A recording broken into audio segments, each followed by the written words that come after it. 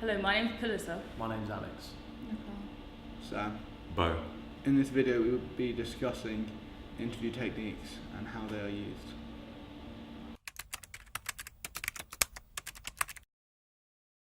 Can you talk about the Frost and Nixon interview and explain the importance of having a good first question?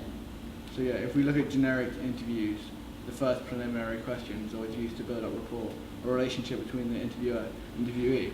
However, throughout the Frost-Nixon interview, Frost is using very direct questions, and he's brought that into his first question. So, reviewing now your conduct over the whole Watergate period with additional perspective now 3 years out of office, do you feel you obstructed justice or part of a conspiracy to obstruct justice?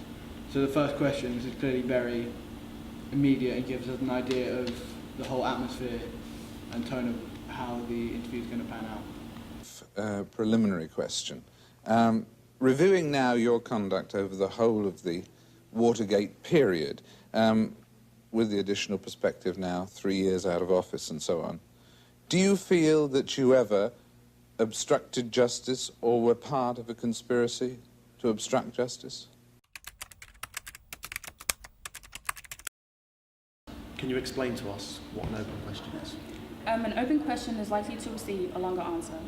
The first question, Parkinson asked Ali if people treated him differently, that he was a one-time champion.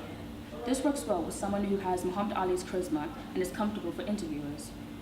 The question allowed Ali to answer the question as he is a boxer and an entertainer, and Ali makes a good interviewers. This is a good technique that helps interviewers come up with a question while Ali is answering. Thank you. People or find that people treat you differently now that you're the one-time champion?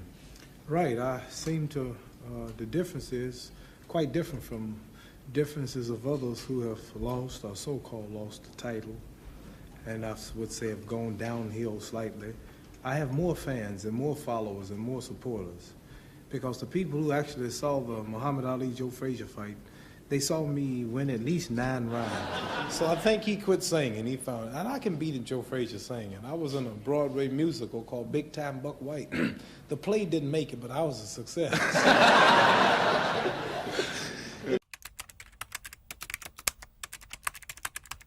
So how does the profile of the interviewee affect the overall tone and atmosphere of the interview? Well, to start off with, Princess Diana is from the royal family. She speaks in a very formal, upper-class tone, befit of the royal family. The interviewer also speaks in a very formal, respectful tone, because he's talking to a member of the royal family. The setting is part of the palace, well, it's the palace, the royal palace, which fits her high, upper-class image. At this early stage in your marriage, what role did you see for yourself as Princess of Wales? Did you have an idea of the role that you might like to fulfil? No, I was very confused by which area I should go into. Then I found myself being more and more involved with people who were rejected by society, I'd say drug addicts, alcoholism, battered this, battered that, and I found an affinity there. And I respected very much the honesty I found on that level with people I met, because in hospices, for instance, when people are dying, they're much more open and more vulnerable.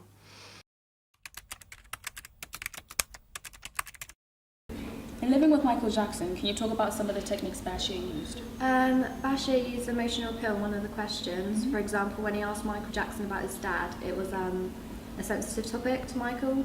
And Bashir was very serious and professional when Michael started getting emotional. This evokes an emotional response from the audience. When you would be practicing, you were very heavily disciplined by your father. What was that like?